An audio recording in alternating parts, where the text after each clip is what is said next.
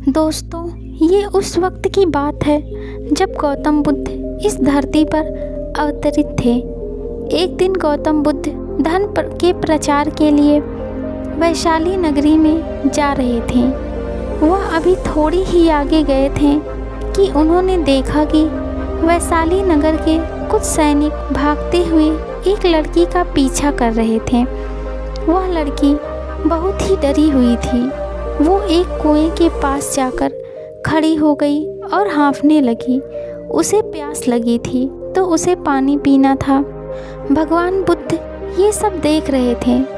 फिर उन्होंने उस बालिका को अपने पास बुलाया और कहा कि तुम उस कुएं से पानी निकालो और स्वयं भी पियो और हमें भी पिलाओ।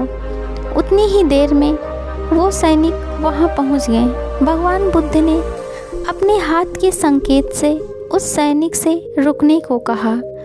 फिर उस बालिका ने गौतम बुद्ध को कहा कि महाराज, मैं तो अछूत हूँ। मैं इस कुएं से पानी निकालूंगी तो जल दूषित हो जाएगा। मैं आपको कैसे पानी पिला सकती हूँ। भगवान बुद्ध ने उसे फिर से कहा, बेटी, मुझे बहुत ज़ोर की प्यास लगी है, पहले तुम मुझे पानी पिलाओ। उसी वक्त वहाँ पर वैशाली नगर के राजा आ पहुँचे। उन्होंने बुद्ध को नमन किया और सोने के बर्तन में पानी देते हुए कहा, महाराज, ये लीजिए, केवड़ी और गुलाब जल का सुगंधित पानी आपके लिए है। लेकिन बुद्ध ने उस पानी को लेने से इनकार कर दिया और कहा कि हम इस बालिका से पानी पिएंगे। राजा थोड़ी देर वहाँ रुक गए। बुद्ध ने फिर उस बालिका से अपनी बात दोहराई। फिर बालिका से रहा नहीं गया और इस बार साहस बटोरकर उसने कुएं से पानी निकाला। फिर पानी स्वयं भी पिया और बुद्ध को भी पिलाया। फिर पानी पीने के बाद बुद्ध ने बालिका से पूछा, पुत्री, तुम इतनी डरी हुई क्यों हो? तुम्हें किससे भय है? फिर बालिका ने पूरी बात बताई कि मुझे राजा के दरबार में गाने का अवसर मिला था। मैंने गीत गाते हुए नृत्य भी किया, सभाजनों से खूब आनंद लिया।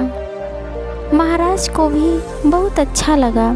फिर उन्होंने अपनी माला मुझे भेंट की, लेकिन महाराज को किसी ने बताया कि मैं एक अछूत कन्या हूँ। फिर महाराज ने उस कन्या से पूछा कि क्या तुम एक अछूत कन्या हो?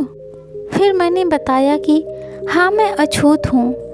राजा ने यह सुनते ही अपने सैनिकों को आदेश दिया कि इस कन्या को कैद खाने में डाल दो।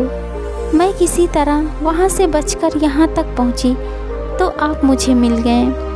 बुद्ध ने पास में खड़े उस राजा को कहा कि सुनो राजन, मैं चाहता हूँ कि मेरी इस बात को आप सदैव याद रखें कि किसी भी इंसान की पहचान उसके धर्म या जाति से नहीं, बल्कि उसके गुण और कर्मों से की जाती है। जिस बालिका के मधुर कंठ से निकले गीत और नृत्य का आप सबने आनंद उठाया, उसे पुरस्कार दिया।